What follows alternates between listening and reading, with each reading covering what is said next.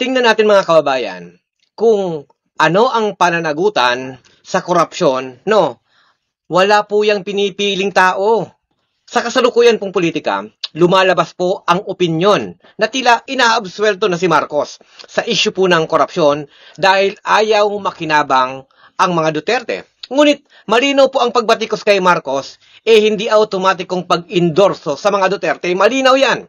Katulad po ng mga pagbatikos sa Estados Unidos, ay hindi ho nangangahulugang pagsuporta na sa China o ang pagbatikos sa Peking drug war ay hindi pagsuporta sa sindikato ng droga. Ito ay malinaw na halimbawa ng false dilemma. Isang mapanganib na taktika na sumisira sa kritikal na pag-iisip na naglilihi sa tunay pong pananagutan. Sa progresibo pong pananaw, sa pagtingin po natin, lahat ng sangkot sa korupsyon ay dapat managot. At hindi sapat ang simpleng pagpapalit ng upuan sa Malacanang. Marcos man yan, Duterte man yan, pareho po yung bahagi ng bulok na sistema at parehong dapat harapin ang hustisya at pananagutan. Hindi pwedeng maligtas ang sinuman.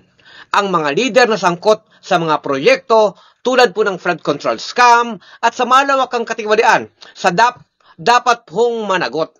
Panahon na para ipaglaban ang tunay na interes ng mamamayan.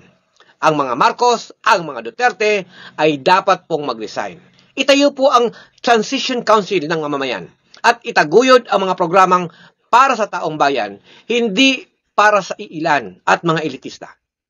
Ano ang tingin natin dito mga kababayan?